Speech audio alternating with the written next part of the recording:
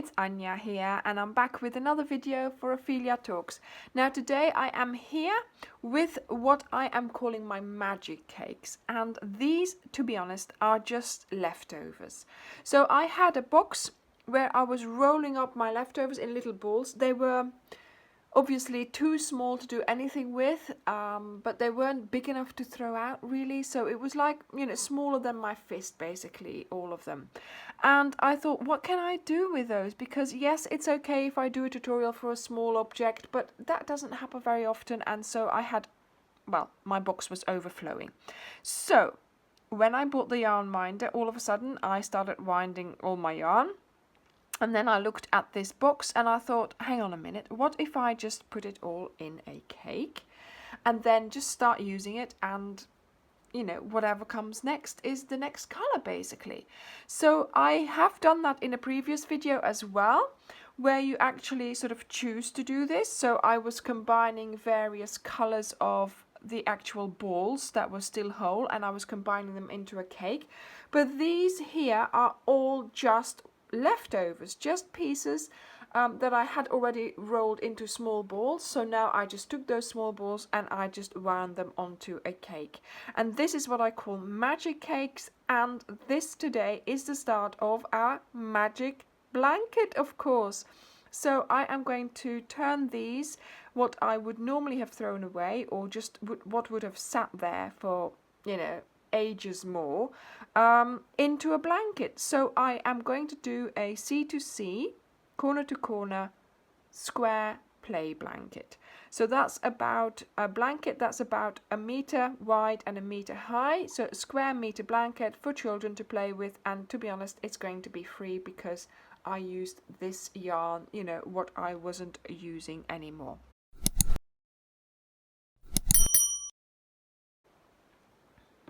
Now, as this is all Stylecraft Special DK, I am going to be using my 3.5 as usual. It is prescribed for a 4, but I always use a 3.5. And so starting with the center pull, we are going to make a slip knot, insert your hook, and we are going to chain 6. 1, 2, 3, 4, 5, and 6. Now you are going to count back 1, 2, 3. Then in the 4th one you are going to do a double crochet. So yarn over into the 4th one, you do a double crochet,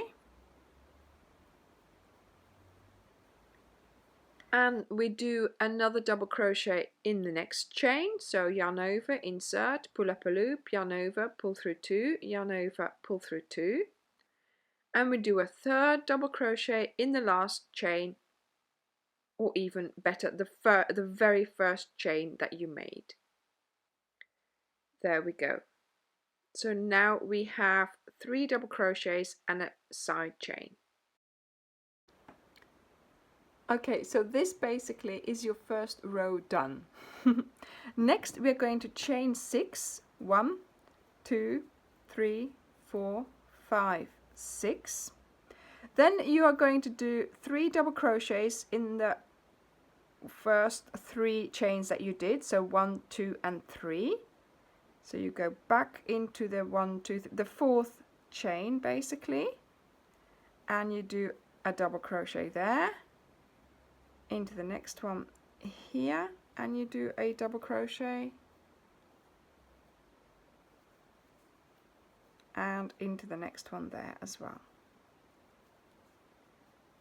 So that's 3 double crochets. Then you twist your work and you loop into where you did that chain. So you loop into the chain and the double crochet in between there, and you do a slip stitch. Then you chain 3, 1, 2, and 3, and then you are going to put your 3 double crochets in this chain space here. So another 3 double crochets into there. There we go, and that's row 2 done. Okay, chain 6, 1, 2, 3, 4, 5, 6. Go back into that 1, 2, 3, fourth chain, yarn over, insert, pull up a loop, yarn over, pull through 2, yarn over, pull through 2. So you do 3 double crochets here. There we are. Then twist your work, go under that or into that chain space there and do a slip stitch. Chain 3, 1, 2, 3. And then you do your 3 double crochets into or around, better, that turning chain there that you have there. Okay, then next to the next square to do your slip stitch, chain 3 and do your 3 double crochets.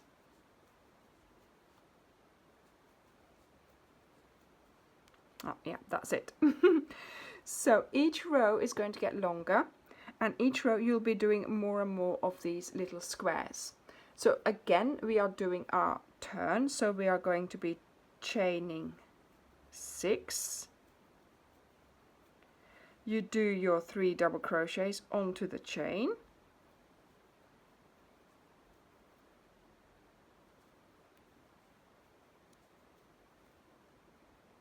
There we are. Oh, yeah. And then you turn your work, bringing it up so you can find here in between the 3 double crochets and the chain, you're going to do your slip stitch, and then you do your chain of 3, then your 3 double crochets around that chain space.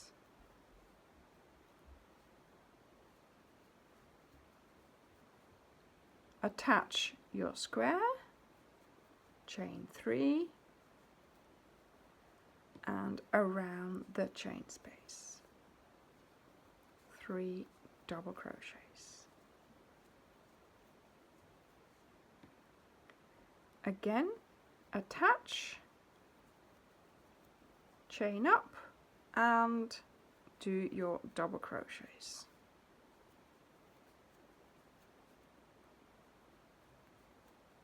There we go. Okay, so I've now done 1, 2, 3, 4 rows already. And this is how your work is going to continue to grow. Okay, so for a blanket that is a square, you are going to do a constant of increases. And then when you have used up half of your yarn, or when your base here, in my case, is 1 meter, I am going to start doing the decreases. So I will see you when I am at that point.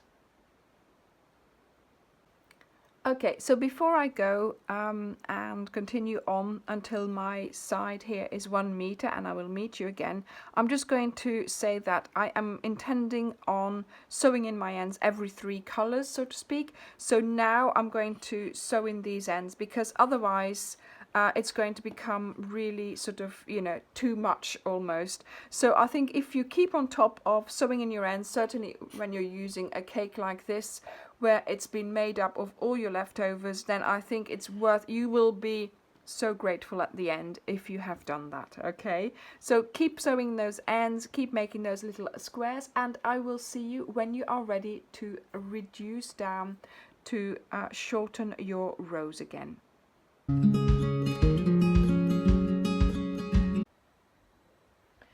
Okay, so this is my progress up to now. I am loving it. Look at how crazy the colors are going. It's just wonderful. So as you know, I am using these sort of leftover cakes that I wound up from all my leftovers, and to be honest, that is working really well. My daughter said, why don't you just use the balls, you know, sort of out of the bag and then use them? Yes, that's fine, but if you go somewhere and you're taking your project with you, this, or even if you're just sitting in the sofa and you just want to sort of do some crocheting, you know, sort of uninterrupted, then it's really nice just to, you know, attach this and off you go, and you keep crocheting, and yes, the ends just appear and you just keep crocheting over them. Okay, so that's what I've been doing. I have also, of course, there are a lot of ends, and that's what you have to put up with, but here I have sewn them all in. Look at that. So only the last few lines I didn't sew in, but that's how I'm doing it. So I'm doing sort of like 4 or 5 lines. I was going to do it 2-3 colors, but that's then you're constantly stopping. So I'm doing like 4 or 5 lines, or even when this one is finished, I will sew in all these ends, and then you're up to date. So that's how I've been going, and it's been going really well. I am loving the colors. That's the thing, you know, with the randomness of rolling it up onto a ball over there. You know, you don't have to decide, oh, let's take this colour, let's take this colour, because that takes me a while, you know. That's why I do blind dip. I mean, this is the glorified way of doing blind dip, really. I've got it all in a bag, I've rolled it up, then I've made the decision from, yeah, let's take one out, attach it, keep rolling. So you've done all that, and now you can just crochet, basically. And that's, you know, I had fun making this, and now I'm having fun doing the crochet. I am just finishing my row here because I have decided that this is my last long row, because my side here is now 1 meter, so I want to start decreasing. So I've done my last little square here, and instead of doing my 6 chains, I am going to turn my work, and I am going to do 3 slip stitches on top of the double crochets that you have in that little square here. So you just go under the V, 1, 2, and then do a third one into that turning chain wherever you can. If you can't, just do it in between, you know, where you've always been going in. There we go. So I've done my 3 little slip stitches there. Then you are ready to do your square again. So you do your 3 chains and your 3 double crochets around that turning chain. There we go. And then I'll slip stitch again, and off you go again, doing your 3 chains, 3 double crochets. And let me just show you what we did. So instead of doing another one here, we've now put another one on top of there, and so this is going to be my corner. So from now on, we're going to have an edge here, and then we do the same on the other side, and our rows will become smaller and smaller. Here I have just finished sort of the 1, 2, 3, the 5th line bar last, so I've got 4 more rows to do. And of course here it was more and more fun because rows kept getting shorter and shorter. So let's see how we can finish this blanket. So I've done my 3 slip stitches, I'm going to do my 3 chains and now my 3 double crochets, and as you will see, the rows will fly by. Now, like I said, I used magic cakes for this, as you of course could tell in the beginning of this video. And of course here towards the end, your patches of color get bigger. So while here I had, like, you know, hardly a row of the color, whatever length it was, here of course you're going to get wider bits, just like I did here. But that's okay, that's the nature of the pattern, and I'm more than happy to live with that.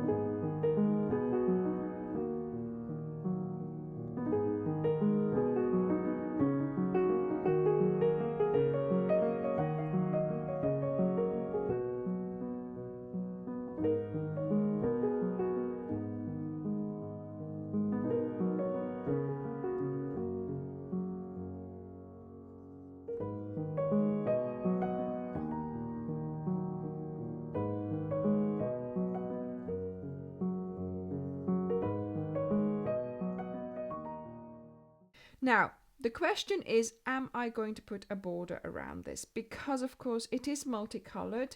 What color border am I going to use? Because obviously, you know, you sort of, there, row finished.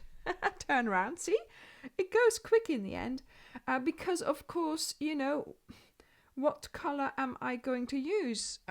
Is there a color that I haven't used that I could possibly use? Or do I not mind?